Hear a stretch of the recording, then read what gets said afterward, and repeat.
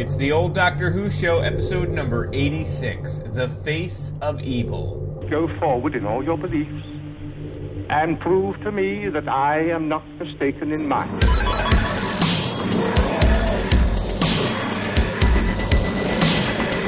You couldn't control my mind before, and you certainly can't control it now. Would you like a jelly baby? The TARDIS, when working properly, is capable of many amazing things. Because the polarity of the neutron flows, the TARDIS would be free of the force field. But the TARDIS is more than a machine. It's unity, like a person. The resulting reaction is Friday. Are you ready? Welcome back to the old Doctor Who show, your tri-weekly classic Doctor Who review podcast. We are back after a 3-week rotation. I don't know what. I'm so tired, Dan. Hey, Eric, how are you? I'm all right. I got monitor trouble. So if the users want if you could hear the frustration in Eric's voice. Yeah, if you could episode, turn your monitor on and off repeatedly, that is sort of what I'm experiencing right now. So if I go into a fugue state, Dan will have to just run the rest of the show. And right? He's about to lose his mind any second. Yeah, it's really bad right now. It's just flashing. You know what I'm going to do, Dan? This you know is what people... You know what I'm going to do? I'm going to turn it off. That's all. Right. Let's power it off. So how are you? I'm great. Well, Good. no, I'm great. As you can tell from my voice, I'm not great. I'm sick. But whatever. It's fine. It's fine. How are you, besides the flashing monitors? I'm good. I'm ready to talk about evil. Faces of Evil. I'm ready to face it. I don't really have anything. You know what? Let's just jump into it. We can just jump into the podcast. You can just hit that button. I have a button here. I want to hit it. Oh, Let's wait. do it. No, don't hit the button yet. Just a reminder, if you're not already following me on Twitter or on the Facebook page, I am leaving Facebook. I'm going to be deleting my account. We have a old Doctor Who show Facebook page that will sort of disappear. Although it won't really disappear because I'm not saying I created a fake account with the first name of Adric. I believe it's Adric Forever. The last name is like Forever. Yeah, but makes sense. So I have that. So if I needed to log in or something, I could log in and still sort of manage it. But I'm telling you now, I'm not going to manage it. So if you're going to end up posting there or something, I don't want people to think that we don't care. But if you are a fan of the show and other fans of the show, I would love for people to make like a group. Because on Facebook you can have groups, and then it's more of a community-focused thing. And then you people are in charge, not us. Right? And you could just say, we hey, don't need that responsibility. How come the show's not funny anymore? And then somebody, that kind of stuff can go on there. Or what's up with... The stuff that I would post, Yeah. How many times does Eric say weird? As the person that edits it, it's like 48 times a thing. But yeah, so if you're interested in that, please do it. If you do it, contact us at theolddoctorwhoshow@gmail.com because we would like, obviously, to push people to that, and we will mention it on the on air. That's it. Fantastic. Yeah. So that's it. I mentioned I'm exhausted. You said you were sick. This is going to be great. Yeah, it's all good. It's very, very fun. Fun audio podcast stuff. What? Let's do it. Hit the button. All right.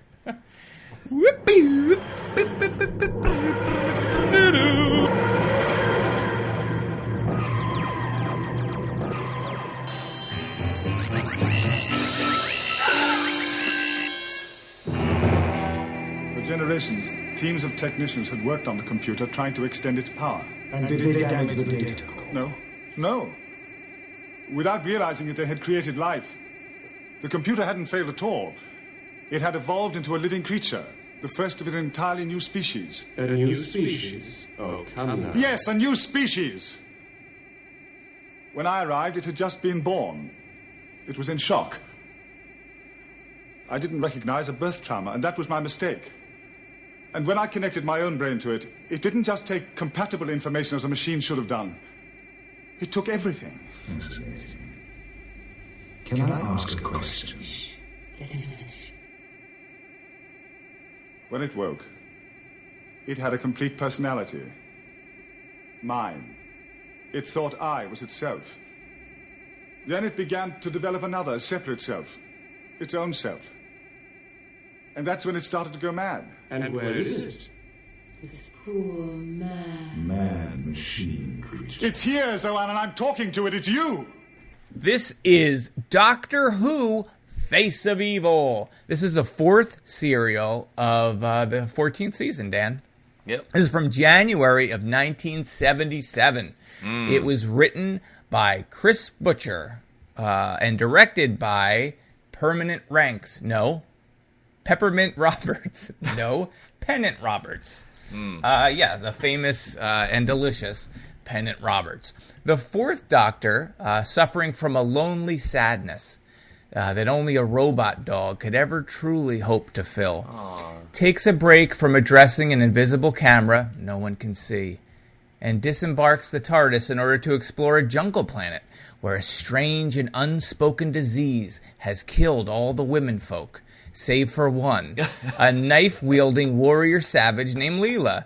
But what madness awaits him in this wild world? If you guessed an artificial intelligence with a split personality disorder, set a course for E-Space and rip that math star right off Adric's sleeveless sad sack top. You earned it, pal. Dan, what did you think of the Face of Evil? Faces of Death. What did you think of Faces of Death in 1988 when your friend rented it? I didn't come to that till much later in college. Someone screened it in the common room in the dorm. Someone put it on the VHS and played it. I have not seen that since. Uncomfortable. Yeah, I think I saw that in 8th grade or something. Horrible. It's all phony. None of it was real, right? I can't remember. Well, was there like a monkey brain thing? Sure. Or something? I think there was a whole series of them, so I don't know that I saw much, and it wasn't something I was interested in, but hey, it was there. Faces of Evil, however, I was very interested in. I'm so happy to be doing a Tom Baker story, and it feels like this is one of the most Tom Baker stories there is. I thought he was in perfect form in this, in all of his incarnations. I really enjoyed this story a lot. So much. Some of it doesn't make sense to me, and I will need your help in deciphering how some of the story is supposed to work. But overall, it was so much fun, and we've seen Leela before because we're doing this out of order. So we've traveled with Leela before, as it were. But we get to see the introduction, and I think it's a very good introduction to this character. I really, really enjoyed the story. I can tell you more about it if you'd like, but how about you? Oh, I loved it. Yay! Oh, I loved it. And well, as you know, I'm a fan of Tom Baker. He's my favorite. Yeah. But this one is, I loved everything about it. I thought Leela, this is the best I feel that I've seen Leela, which is sort of sad because it's her first story. And I did like Leela, but I feel like the Leela in this isn't necessarily always the Leela that we had seen. And it like they establish her as a savage, and there is some of that. And I remember is it the Talons of Wang Chiang where they put her in a dress, or maybe that was the Horror of Fang Rock. There's one where she has to get out of it, and they play a little bit with that. But this savage killer Leela, I feel like this is sort of peak that, and then they sort of dropped the ball, I think, a little, or changed her trajectory on that a bit. But I loved it. I thought that it was so much fun. All the characters were great. It's weird there's literally no women in it at all. It's like a whole thing about eugenics and like a breeding program that the computer has going on, yet there's no women. Maybe the computer's smart enough that it doesn't. I assume all of the John Tesh, the Society of John Tesh Society, they're all eunuchs. That has to be the case, right? Well, they said that don't give in to the ways of the flesh. Yeah, we could talk about that. There's a lot of symbolic stuff. You have the savage flesh. She's got hardly any clothes on. It's very animalistic society that is the. What are they called? The 17? Yeah. 17. And then you have the repressed, uptight, intellectual caste that is, in that forbidden or beyond the black wall. Right. So that was a good, it's all like about split personalities and like, you know, whatever. It felt very Zardoz as well. Oh, if you're familiar with that, I've never actually seen it, but I do know what it there's is. like an intellectual elite class that lives sort of in their own city, and they basically have. We're just going to talk about Zardoz. Welcome to the Zardoz podcast. You can't die. Like medicine has gotten to the point where you can pretty much cure anything, and the rich stay alive forever, and they get incredibly bored. And the peasants and the poor are like these savages that live outside of the city. Anyway, it reminded me a little bit of that with the two civilizations. Yeah. It was good though. I got to ask you, Dan. Yes. Sir. When they first said like the trial of the hoarder, I was like, what? Like the fact that it's called a hoarder, they end up being like snakes. I was like, is it like how many copies of National Geographic, can your dad put in the back room? Like the trial of the hoarder, and that's what her dad embarks on in the beginning. And it turns out, I think the hoarder is that creature. It's Horda. Horda. Okay. Well, I was referring to it as hoarder. Hoarder. Like, it might change your perception of what's going on here. It's fine. Were you going to say something? No, just that it's hoarder. Horda It's instead of hoarder. hoarder. Yeah, but it's these little vicious snake creatures that will tear the flesh off a person's. Yeah, in 10 seconds or 10 minutes or something. Yeah, sure. In seconds, it can rip it right off your. How weird was that trial?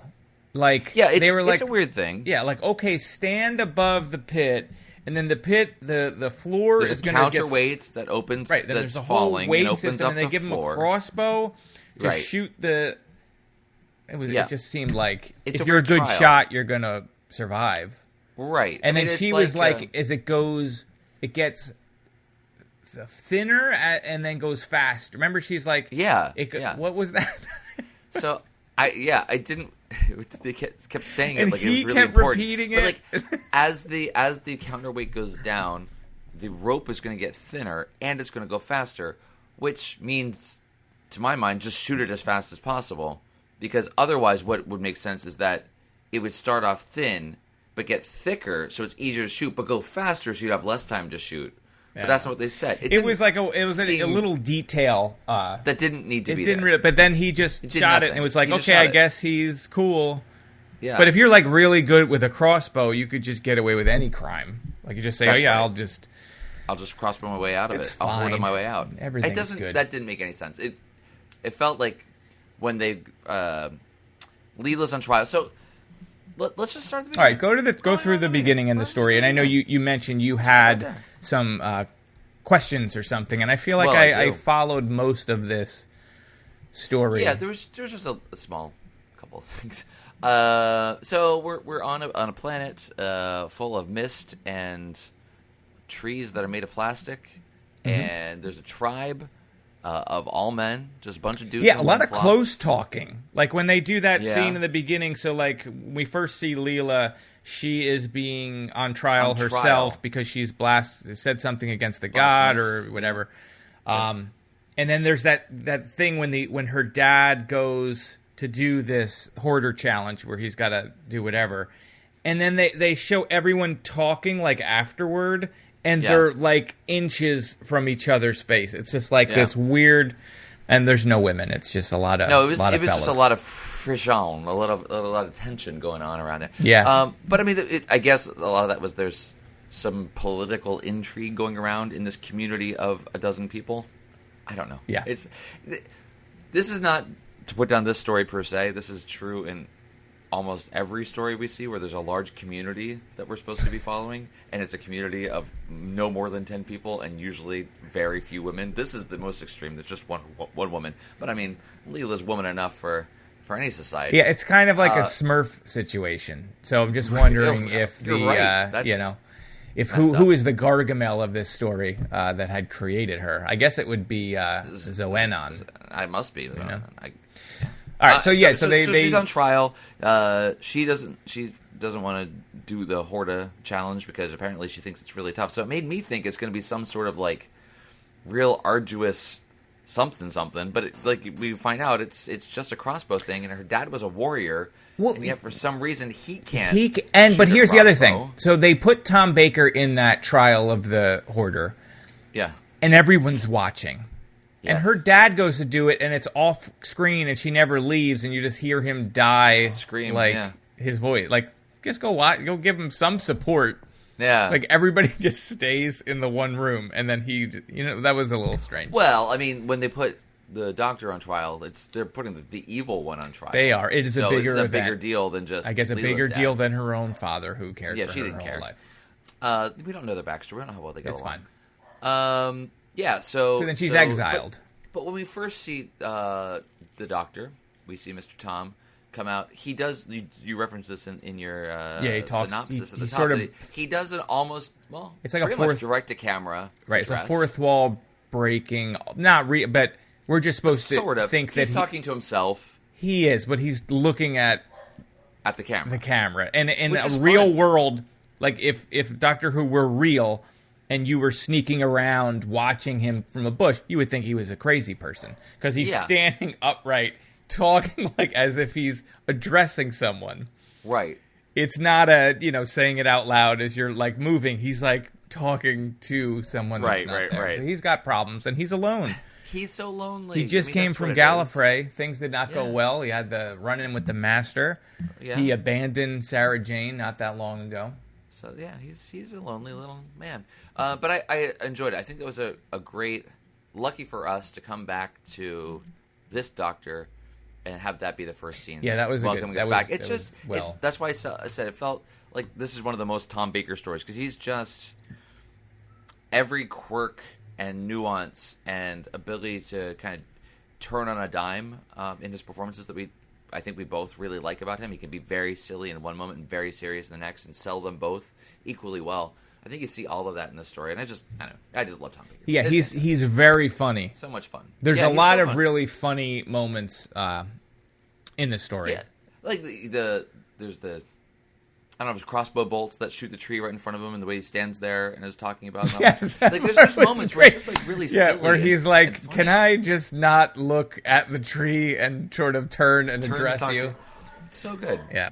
Okay, so we're back. We're Leela's right. Leela's been banished, so she gets put in some kind of weird mystery woods, and we find out that I think they imply that the shaman Neva had dispatched assassins after her, right? And so she's supposed to be banished and supposed to get outside the boundaries of the village before the next day. But she's given time to get her stuff and get out. But instead of that, Neva, who's the high priest, who some people are suspicious that this is all bunk and not real religion, and other people follow him and think that he's speaking to a god. He sends a couple assassins after her, and her bestie, unrequited love interest, apparently. Caleb is his name. Notices that, or Andor. It was Andor. Thomas. It was Thomas that saw it. It was Thomas. Thomas, and then the bad guy is Neva. No. Caleb. Oh, Caleb. Caleb, or whatever his name is. She says Caleb at one point, but I think it is Caleb. Anyway, so she goes off. Thomas overhears this is what's happening, so he ends up actually saving Leela because they're going to assassinate her, which is bad news. And so she heads off. So this is when we find out that there's phantoms in the forest, and we start seeing. We don't see. What we see is vines and things parting as something's moving through the forest and chasing after them. Right, and the Doctor does that thing with the wind-up clock. Yeah, well, this is when they run into each other. They meet each other after. But what I mean is those things are, they say, rhythmic vibrations or something. Or worms attack all rhythmic vibrations. So this is my first question. Little Dune thing. That's where I was going to go with that. That's all we need. And then they ride a playing a sandworm. thumper, and but go on. Yeah, you're exactly right. This is all about Dune, just like always. So this is my first question about this. So we know that there's these phantom beasts inside there are. the perimeter, and the Doctor deduces, however the Doctor deduces such things, that because they're invisible, sight means nothing to them, so it's vibration that attracts them. So be very quiet and let them pass by. And he's going to use a clock it's going to set a timer so it goes off and causes vibration to attract them, so they can get away. Cool, right? That was the story. Totally trips. We find out later, though, that those aren't creatures on the planet. Those are Psi-Tri projections from the insane Clown Posse computer. Yes. Yeah, ICP. So It runs on Fago. Is it Fago? Is that the... I don't know.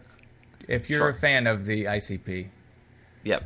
Woo woo. Okay. I'm more of a juggalo. So if that's the case, then that's not true at all. These were all projections by the computer. It's not some sightless, invisible beast attracted to vibration. It's the computer. It is the computer, but perhaps the parameter he programmed the computer... No, because he doesn't know anything about that yet. He doesn't remember. He was trying to create a world in his own image, and his own image was fragmented. So from a sick mind would come or an imperfect mind would come an imperfect world. So he set up fine, these limitations. But how would he deduce what that imperfect world? It doesn't make any sense. It's all fine. How are the projections tangible? That they have some sort of kinetic energy. He says offhandedly that they have enough kinetic energy to kill. I don't know. How do you make a psychic? Yeah, they are. The gravity affects them. You can see their footprints. So but there's no footprints because later we see when they reveal what it is, because the one guy has a ray gun, a sonic ray gun that shoots out, and it's the Doctor's screaming head looking at him, which was fantastic. I can't wait to make GIFs for this. The Doctor's screaming head at him. It's not walking. It's not a head with big elephant feet on the bottom of it. No, it's just a big floaty head. So why was it attracted to vibrations? How is it sightless? Why does it stomp on clocks? These are things we don't know. So those are my main questions. If you could answer all of those in order. But I like the thing with the clock was the fact that he tripped too and caused a bunch of noise, and then the clock goes off and he's like, saved by the bell or whatever. That was good. It was cute. Zing. I liked all of that. So in context when it was happening, I thought, oh, that's really cool. And they had the effect of the stomping in the ground, which was pretty effective, and the clock smashing, which looked really good, and the tension going on there. That all was great at the moment, but it wasn't until later when we find out what was actually going on that my brain goes, what? Because I don't think it made any sense. But that's fine. Yeah, it was fun. So I'm willing to overlook it. I just wanted to call that out because I don't get it, and maybe someone can explain it to me later. So going back to their little society, I really liked how they wrote it. That you have I was talking about Andor again. He is the chieftain, right? Yep. It's hard to get a read sort of on their whole society because he sort of believes in Neva. No, everybody kind of believes in Neva, but then every time they have a scene, people are like, "Yeah, I think he's full of shit." Even between Caleb and Tomas or whatever, where he's like, we can't do this, because they're going to set up this mission where they're going to raid the Black Wall, and they're worried everybody's going to die, and it has to do some prophecy, and they're both sort of saying he is full of it, but we have to have him fail. But it's who actually follows him? One of the other half dozen people in their community. It's the king or whatever, the leader of the tribe, Andor. Yeah, the king seems to be a believer. Yes, kind of. I mean, no, he does. Does he have some doubts about Neva? I don't think so. There is one scene with him and Tomas, I think, and then Neva's sort of peeking around, but he whatchamacallit, Tomas is this guy's full of it. I think he's a fraud, and he doesn't execute him, or he's sort of right. No, he gives him that he's we're just going to battle. That was weird to me as well. Why isn't he going to have to go hoarding? But he didn't have to, and I thought it was because they were preparing to attack the Black Wall, so he couldn't afford to lose one more guy because there's only 5 of them. Only 6 at that point. Yeah, at most. So yes. All right. So then the Doctor and Leela end up together. Okay. So we get to see technology. Right at that point, the Doctor starts to see technology in the shrine area where Neva has his communion with Zoanon. QAnon. QAnon. Yep. So Deep State. All of it's going to be revealed by our dear leader Andor. He's going to fight the Deep State. So So we're starting to see that, but we see that Leela has no compunction about killing. She uses the Janus Thorn to kill the guy and says it causes paralysis and there's no cure and they'll eventually die. She like kills 2 people in a row, and the doctor. Well, it was actually kind of cool. She kills the one guy to get them away. They're climbing out the side window. They get out of there, and she waits for another guy to come through, and as he bursts through the window and puts his arms out, she stabs him, so now he's effectively blockading the window. And if you're going to kill somebody, that's pretty effective. It's like a 2-for-1. She stopped one guy and also blocked the other. And the doctor's like, don't do that again. Just don't do that. So she's not going to use the Janus Thorns anymore. So we start seeing that there's technology, and the doctor's kind of figuring out, like, through some sort of process of triangulation that it only happens when Neva's in that room, so he kind of figures out what's going on. Right, so, but even before, like, he does discover technology even before that, right? So the doctor starts to piece together. Remember, they find the under a rock is like the barrier thing, right? Right, because they're running from the invisible ghost monsters. Right. It's a weird situation. It kind of felt like it was a little Mad Max type thing to me with Mad Max Beyond Thunderdome, where there's like bits and pieces of technology, but they're also it's transformed into a religion. Right, we've seen that before in Doctor Who, where there's been some old expedition from years ago has become what people are worshiping. But what I was going to get at is it's strange because it's Tom Baker's Doctor, so the 4th Doctor's lifeline. He has already been to this planet. He had already dealt with this team, the something expedition, the Space Suit 7, Mordi or something, or whatever. He does say that. So he knows this stuff, and eventually he starts to figure it out. I think they get into the secret chamber or like beyond the black wall, where he really pieces it all together. Yeah. But it's strange that he keeps seeing these things and he's sort of recognizing them a little bit as if this happened in his own lifetime a very long time ago. Didn't you think, at least I did, I thought that as we're doing this, it was more of a time travel thing where he's done this thing in the future? And now he's landed in his own past timeline and has to fix it. But that's not what happened. It clearly is not what happened. Yeah, I didn't think that's what happened, but that's actually But that's why I thought, he doesn't know what's going on because time travel. And that feels like a concept that they use a lot more in the newer Doctor Who than in this. Right. That I think would even though they do things like not being able to cross your own timeline and all that bullshit whenever they need to or when they don't. But like in this one, I just thought, he just hasn't done it yet, and he's just not explaining to Leela. But no, he just forgot. You're right. It must have been a very long time ago. Like in his own because he doesn't. Yeah, he doesn't. It's far enough that he doesn't really remember, and yet this is just an adventure that happened sometime after Robot. Although that. He's only been the Doctor at this point for 3 seasons.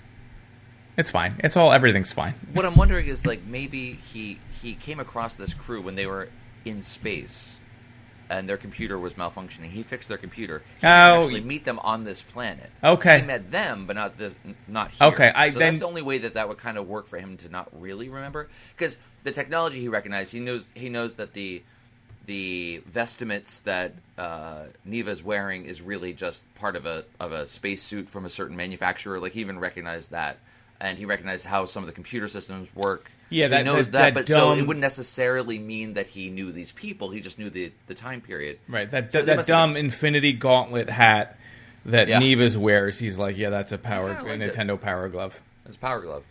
But you're right. Maybe that actually makes sense. So if he'd met them in space or some other planet before they left on the expedition, and then the computer failed, and I thought that was such a interesting concept of like the AI being alive and the Doctor not realizing it, and then fixing the core, and then the idea that it would think it was the Doctor, and then its true self would emerge, and then that would create. Because all those, like, at one point there was, like, at least 3 people voices. talking. Yeah, there are 4 voices. One of them was a woman, thank goodness. Yeah, there was a woman, there was the Doctor, and then there was, several others. A child. I only know that. I'm looking because in the credits, there's 4 people credited with that voice besides Tom Baker. Yeah, I just, the concept of the whole thing was very cool. Yeah. I liked I just thought it was a lot of good ideas there. So, yeah, I mean, there's several different ideas. Like, the reveal that the 17 is a corruption of Survey Team. Yeah, that was interesting. I like that, and that John Tesh was actually the Tex. He was in his Red Pyramid. Is that the name of one of his albums? Yeah, everyone knows he Red Pyramid by John Tesh. Something like that. I don't know what it is. It's all fine. So I like that, and that they were the descendants of the same group, and that they split off, and that was actually conducted by the computer to do this eugenics experiment and split them off so that one group would get strength and cunning and whatever, and the other ones would be more on the intelligence side. And somehow the computer bred telepathy. Yeah, with no women. Oh yeah, yes. So the telepathy part is a little strange because only the John Tesh group is able to do it, and they can mind control people and knock them out and do all sorts of stuff. The computer can also do it. Do that. Yeah. How and why? Like, and again, that's also a thing that happens a lot in Doctor Who is where you have they're always raising people, and I feel like we just saw it too. And then they're going to choose one. Like, he's sort of doing this eugenics experiment, and then he's going to find the most powerful of the two groups, and then do something special with them. We just saw that happen with the Master story from the last one that we did. Sure, I've immediately forgotten. I've forgotten it. Yeah. So I really have. We really just try to get through them and then forget them. Yeah, it's fine. So I don't even remember what I was going to say, but say something interesting, please. I have nothing to say. Yeah, so just the fact that I don't know where this telekinesis is one of these things, like in these stories where they kind of keep raising the stakes a bit and then just keep adding ideas in.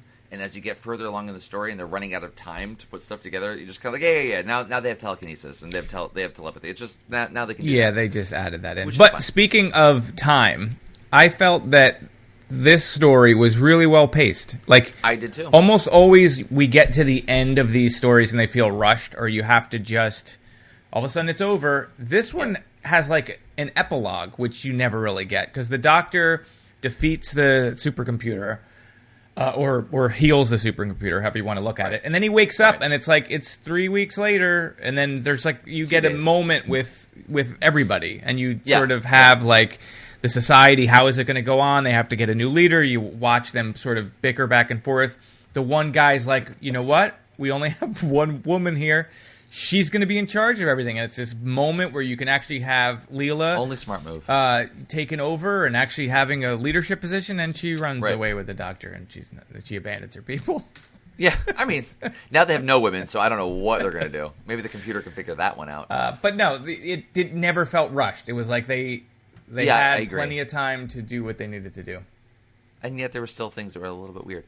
But I loved the schizophrenic computer, the visuals they were going for. So we have the big floaty Tom Baker head in the jungle. We have his head on the video screens when the Doctor finally goes into the computer control complex, the Sacred Heart, and they're up on the screen and saying, "Who am I? Who am I? Who am I?" That was awesome. That was really cool. And what other was good was like the use of minimalistic like devices to establish like mood, and like they have just this single beam of light that they have on the Doctor really when he's. And it was just like a nice little thing. It wasn't, but it worked. It was just so well done. It wasn't overdone. It was just enough to convey what they're doing. I agree. That one beam of light on him was a really good moment, I thought, as well. But yeah, you see the video screen and all the voices kind of talking over each other and kind of completing each other's sentences and keep going around and around. And it was really effective to evoke the kind of like insanity that the computer was going through. And the Doctor kind of collapsing on the ground. And the other thing I really liked about this is we see all these adventures with the Doctor, and he goes someplace, and he solves a problem, and then he leaves. And, like, this was like, okay, well, what happens after he leaves? And, like, what damage did he do that he doesn't even realize he did? Right. So, in this previous adventure, he heals the computer, but he doesn't remove his personality, and it creates this nightmare world. And now he's sort of confronted with that. And it was nice to be able to see like that take on Doc. I don't think we've ever really dealt with him fixing his own mistake, you know?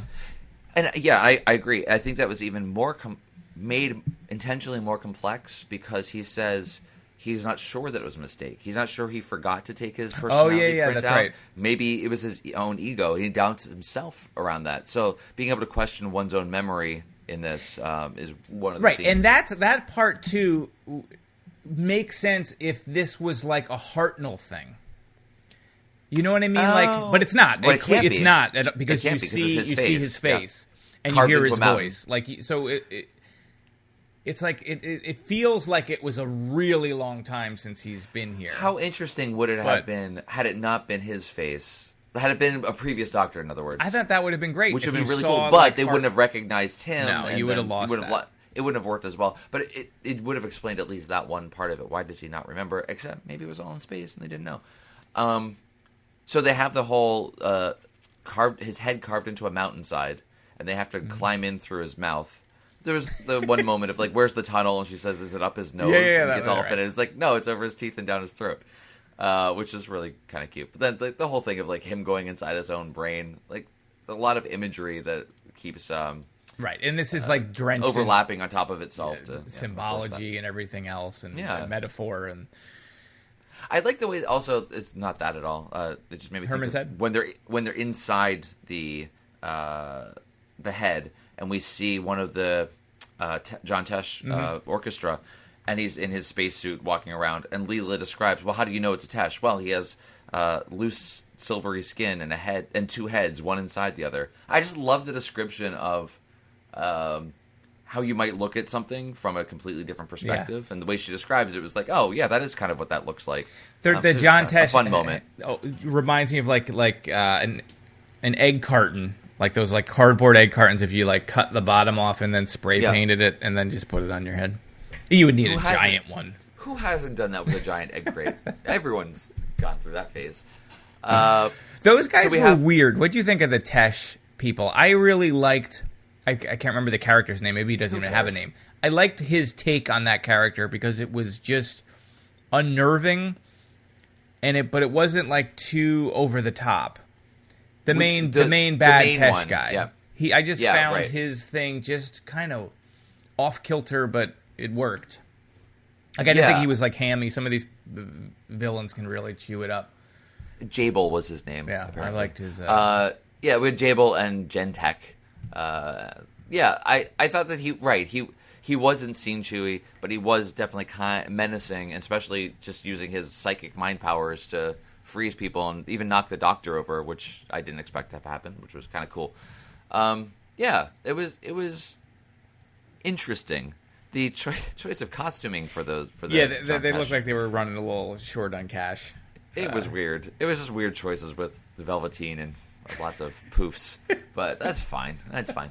What do you think of the interior of the spaceship itself? What did I think of it? I thought it was besides, not the Sacred Heart part, just like all the corridors and Yes, a lot of corridors. I don't know. I don't remember anything about it being. It felt like very strange. Like lots of triangular angles and mirrors and subway tile and electrified walls. It just. The electrified walls was, and then like they were like, why didn't he just electrify the floor? And why didn't he? I don't know. That's a great question. Why didn't he? That's a good question, but I don't think they answered it, did they? No, they did not. Nope. There was a moment too when the Doctor and Leela are making their way over to the computer core complex area, and he gives her the hat, and then goes off to let her be a decoy, but doesn't tell her what to do. No, she figures it out because she's a smart. Question about a question for you about how this works. So sure. I'm not going to know. Supercomputer can take over people's minds or mind control. Apparently, sure. But it does not work on Neva when Neva loses faith, right? Neva's and then already over around the bend. But why does it work on Leela? Because she doesn't have the faith. She was the first to lose her faith.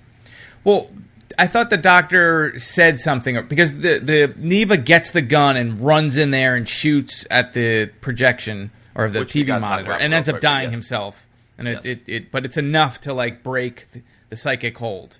And I thought the Doctor said something along the lines of like, oh, it didn't work on him. It didn't work on Neva because he didn't believe anymore or something. I don't remember him saying that. I don't doubt it, but I don't remember I thought he said there was some reason why he was able to not be controlled, because everyone else was controlled. I including did not catch Leela. them saying anything that would explain it, other than, to me, it was just that he was so shaken because he was the true believer in all of this, and he was, in a way, proven right, that he wasn't just hearing voices, like, he wasn't making it all up, he was hearing a voice and interpreted as God, and then to have that entirely ripped out from under him, I thought, like, the anger and betrayal was the thing that was keeping him love that from... he just wanted to kill God. Yeah. Like, that was, like, his whole thing. He was like, that's I'm right. going to assassinate God. And then he goes and he goes to the computer core room, and there's the projection there, and he shoots it with his, electric laser blaster, and that face that the computer makes as it gets blown up, I'm gonna gif the hell out of that. It's so much fun. It's just ridiculously over the top. How funny was this scene with, speaking of Neva, where he's doing that dumb dance around Tom Baker, and Tom Baker's like, just throw. I think he's like, "Oh, this is why you keep this guy around," or I can't. He says like a couple of things of like just making about fun of the Neva, guy as he's trying to, because it was so stupid, but also very funny. He was like shaking like a vacuum cleaner or something. He had a dustbuster, and that was enough. What else happened? What else happened? Good, man. I really like this. There was. We didn't really talk about maybe I don't quite understand, because I watched the first two parts a while ago. Then I watched the second two. There's the attack that we're going way back here, but the attack that the 17 are going to do to try to release their god from the Black Wall. Oh yeah, so we didn't really even talk about that at all. Like the 17 magazine. The 17 magazine is going after Tiger Beat. It's going to take them down. One of the Corys. No, they believe their god is Zoanon. And they believe that the evil one, who looks just like Tom Baker, and they think Tom Baker is the evil one. We didn't even mention that, I don't think. Has him prisoners. And all of the John Tesh orchestra members all worship the evil one. And then the evil one, they also worship Zoanon, right? They're not aware of this. But they also worship the evil one because they see Tom Baker and like, oh, he's come back he's the Lord, to help us. Right. I don't. Right? So I don't know. It's fine. It's hard to take over but to go on, they believe that the evil one is beyond the Black Wall. They can't get through this barrier, but they want to get through this barrier, and they're going to free their god. Yeah, and I kind of like that. The way they explain this is sort of Time Lord technology in a way. They don't say that specifically, but the fact that it's just a area that's moved out of phase of time by a few seconds, and nothing can pass through it unless there's a bridge that's been created for it. So how did that come into being? So that the computer is as powerful as a Time Lord because it can figure out that technology. Yeah, and they're aware of Time Lords too. Right. Because it calls him the Lord of Time. The Lord of Time, and assuming that's like passed down generation of generation, because at one point a Time Lord did come. Tom Baker came and fixed the computer, and now he's come back to fix it again. Right. So they must have somehow they have his image too, like. Well, the computer's projecting his image in some fashion, or maybe they had a copy of it from that original fixing that have in their Bible. Yeah. I don't know, their Orange Catholic Bible. Go on, Dan. Sure. No, nothing. I mean, I again, with that whole Black Wall as being part of this time shift, and the Doctor mentions that it usually seen as a parlor trick. He's never seen it on this scale before, which kind of speaks to the huge amount of power this computer must have. So not only can it use Time Lord technology, but use it on a scale he's never seen before. So I guess it's just super powerful and can generate telekinesis. Yeah, and they talk about how this is like this is a thing that he's never seen before. Yeah, computer-wise, this is like he didn't recognize the birth trauma. He says at one point it's like a whole new life form. It's the most powerful computer that's ever been conceived. And what is it going to do now after he leaves again? Who knows? I don't know if they've ever returned to this planet or to this computer, because it is a pretty powerful. I like that at the end, when you said we have that little coda at the end of this, that the computers decided to present them with a choice, and if they push this button, that will kill itself, and no one wanted to push the button. I think that was a little of a rushed choice there, because everyone was just afraid of this, and they just handed it to that kid. Happening. Right? They're just handed it over to that kid to push it, and then it disappears. Yeah, before he could even make a decision, it's like, anyone want to do this? No, okay, cool. Then we're fine. Yeah. But there's a moment, too, when the computer's all healed, and Leela and the doctor go into the control room, and the computer's talking to them and materializes a chair for them to sit down, and they're just kind of talking over it. The doctor kind of apologizes for doing this. He's sorry for the mistake that he made. And the computer says, it was a mistake that anyone could have made. And the doctor says, well, not anyone could have made it. And then they just laugh maniacally about the fact that they've caused a generational war that's probably killed hundreds of people. They just have a good How many laugh people were about it. eaten by that pit of snakes? Pit of the hoarders got eaten everyone. So it's just this weird, like, is the computer actually healed, or is it a little psychotic? I was also wondering, too, because he said the computer got his personality because he didn't recognize there was a new life form. So he was just trying to have it hooked into certain parts of his brain that would help it heal, the core. But because it was alive, it kind of sucked in more than it was supposed to and took its personality. So he devises a device to do the reverse and suck his personality back out of the computer. And I kind of expected, and he gets knocked out for 2 days, but I really kind of expected him to have some sort of split personality, some ill effect from this. But this was very much at the end of the story. And I actually looked at the point, to your point about the pacing, it definitely didn't feel overly long. It felt a little bit short because I looked at it and there was just a few minutes left in the story. I was like, how are they going to wrap all this up? And they did kind of just, hand wave a little bit and wrap the whole story up. But I really enjoyed that. So then, now we know how Leela ended up traveling with the doctor.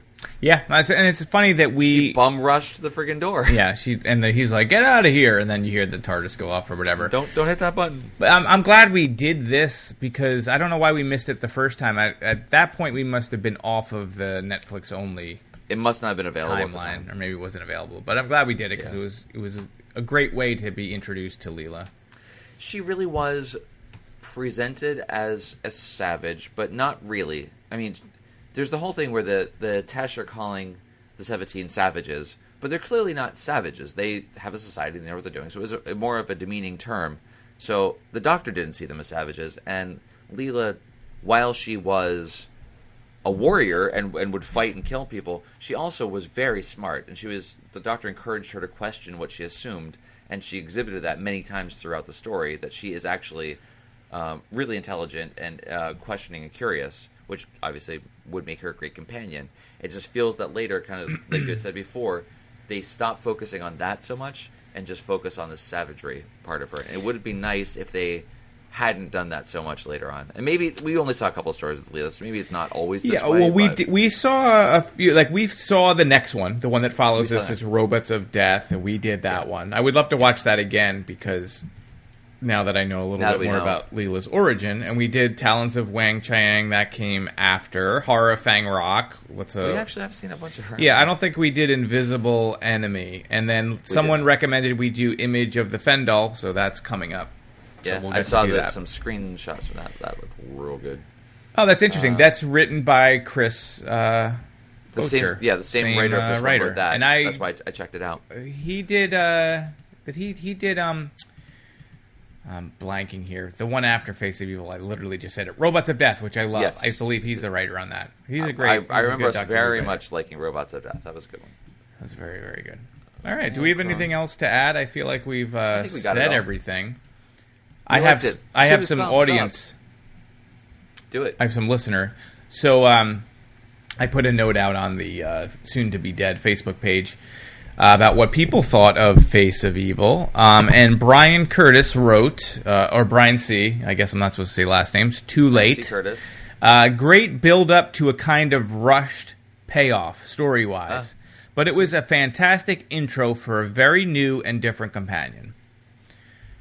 I agree. Well, I definitely agree that it was a good intro. I mean, you felt a little bit rushed, too, just as far as the payoff. Yeah, it was fine. But I didn't really hurt the overall story in my mind. Yeah, I thought it was good. I mean, I guess, that whole computer thing he's doing his transfer or whatever, and then he gets knocked off, and then all of a sudden it's over. Yep. The Harmony Haven, great, maybe perfect intro for Leela. I would agree with that. It was reported that Tom hated the character, but I love how they play off each other in this story. Can't wait till your review is released. Oh, thank you. Yeah, I had I feel like we talked about that when we did another Leela story. I think when we that did they- robots, because that was the first time we saw her. It was the first time we saw her, and we talked about that. That had come up. Yeah. Yeah, I think we did robots after we did that one out of order. But in any case, yeah, I remember us reading like maybe Tom Baker wasn't happy with the character as choice, a maybe whole. the Not her. not necessarily the actress, or maybe the actress. I don't know. Yeah, I don't remember. But their chemistry, to their point, the chemistry is actually very good, and yeah, I thought it was great. Simon C. says, is that in preparation for the new Blu-ray box set that's due to be announced anytime soon? Well, I'm unaware of a Blu-ray box set for this story. Hopefully we didn't make a mistake by doing this now and we had a better version to do. But I would love... A lot of these times I see these classic Who's and it just makes me so sad that they weren't on film or something where we could get like an HD version, because it would just be wonderful to see these presented in a little bit of a better format. Yeah. Because sometimes it looks really good, and at least on BritBox, I should say. Sometimes it looks really good, and sometimes it's just like looking at footage shot on a phone in low light, and you're like, just really blurry. Or this one was okay. I mean, obviously the effects are what they are. The laser blast, the laser blast, a lot of laser blasts in this. But I don't really care to see, and not that we have access to them really, to see any of the updated versions where the effects are really changed. Like we kind of went back and watched a clip from around Snake Dance, that whole area. I mean, I don't need to see that again. I like it for what it was, and it doesn't need to be cleaned up. But I would like to have like a higher quality version. Would be great. I looked really quickly when you said that. I don't see anything about a forthcoming box set. So no, maybe it's he wrote early announced. Soon to but be I haven't seen announced, anything. maybe, or is it a joke in some fashion that I'm missing because I'm tired? Yeah. Who knows? We don't know. I don't know. Don't know. Yeah. So, do you have any tweets? We do. Thank you for tweeting at us at TODW Show on Twitter. Graham Robertson says about this story, love the loincloths, the Horda, the whole split crew concept, and another magnificently creepy evil forest set. I did like the sets. I did feel like some of the trees looked like spray painted like washer and dryer tubes, like Robbie the Robot arms. Like that's kind of, and there was spider webs all over the place for no reason. But I don't care. You got to throw some dry ice on there and everything looks good. So that's fun. Misfit Scully says, I've recently finished episode 25 of yours, listening in order. Have started series 2 of my full marathon of all of Doctor Who. This was going to work. Oh, this person put photos in here of them going to work yesterday where they're watching some Doctor Who. So I haven't answered your tweet. Just wanted to say hi, loving your pod, and can't wait till New Year's Day. Thank you very much for listening in order and going through. If you're going to do a whole classic Doctor Who review, and we have some in there, and you want to slip us in as you're doing that makes us happy. So glad you like that. So thank you for that. What else we got here? Sorry, we got from Paul. I like the fact that the Doctor has to come back and fix a mistake. There must be many of these, and it's great to get a feisty new companion who doesn't scream. I do wonder how the two tribes reproduce, though, as there don't seem to be many women. That's right. Yeah, I feel like I wrote that email. That does feel exactly it's like me writing like into that. I had all of those observations. Yeah, it is glaringly obvious. How would you put a production together at the time? You have you're a casting director, presumably. You have people writing the script, and no one asked that question. Oh, it's just strange. I don't know. How do you get through that?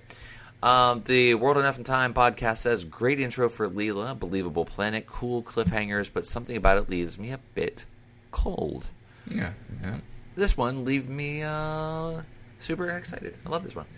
Let's see. Hair of the Hound says, actually just retweeted us and said, asked other people what they thought of Face of Evil without actually telling us what they felt, I believe. Oh. Uncle Beard says, I'm sure there's something meta about going inside the Doctor's big head to find it's full of corridors. The picture of the Doctor surrounded by images of his screaming face is unnerving and inspired. I agree. That was really cool and super simple, but really effective. So that's cool. What else do we have? Christmas Paddock says, I like the story. I don't love it. Leela gets a good introduction, but I don't think ever really lived up to her potential. See? Also, I am generally not a fan of evil faces. Well, we can part ways on that one. I love Evil Faces. Yeah, so good to know that we're not the only ones that think that maybe she didn't quite get the rest of the stories that she really deserved. Victoria Chambers says, good episode and good intro for Leela. I like that it was kept at 4 episodes and didn't get padded out with unneeded fluff, as does happen with other episodes. Indeed. Liked the look of the planet and the atmosphere. I think we can agree with all of that as well. Let's see. Is that it? I think that was it. Lots of responses, tweets, and retweets. So thank you all for taking the time to write in and also just let other people know about our podcast. So you can always tweet at us at TODW Show on Twitter. For now, you can still reach us on Facebook at facebook.com/TODWS. For now. On Instagram, you can check out our gifts at Instagram/TODW Show. And check out our show page at theolddoctorwhoshow.com. There you can find our schedule of upcoming shows, what stories we're going to be doing next. We have that through the end of the until the Earth. It's many years, many years. But if you're hearing this now, you are in the future from where I am now. No, you should be getting ready to watch Warriors of the Deep, because that is the next story that we are doing, which is a Peter Davison story. That sounds like fun. I like Warriors, and I like... Anyway, so we get back to Tegan, I believe. Oh, yeah. Well, maybe she'll redeem herself. So we got that. Tegan and Turlo! I forgot about Turlo. Oh, yay. I actually forgot about Turlo and all the stuff with Turlo. Oh, boy. And Skinny Tie Turlo, and not being able to figure out who... Was he good? Was he bad? No one knows. It's Turlo. Morally ambiguous Turlo. So we got him. Fantastic. You can also, on the show pages at theolddoctorwhoshow.com, leave a comment on any of the individual stories. There you'll also see the GIFs that hopefully we'll have time to put together before you go and take a look. You can reach us on email. We didn't get any emails this week, but that's okay. You can email us at theolddoctorwhoshow@gmail.com. And if you want to give Eric a Christmas present and Happy New Year's, you can go to your iTunes store of choice and leave a review for us and let other people find out about a show. I guess you can also do that on Spotify and Stitcher and Android Play and whatever others, but we all know that it's really about the iTunes podcast, so do it there and leave us a great review. That'll make Eric's New Year's perfect. Yeah, that's right. Let me unwrap a 5-star review under the tree this year. That'd be so beautiful. Is there anything else, or can we get out of here? We can get out of here. I'm fading on you. My throat is killing me, so I'm going to go gargle some. All right. Thank you, everyone. We will see you in 3 weeks to talk about Tegan and Turlo. We love you all. Peace. Bye.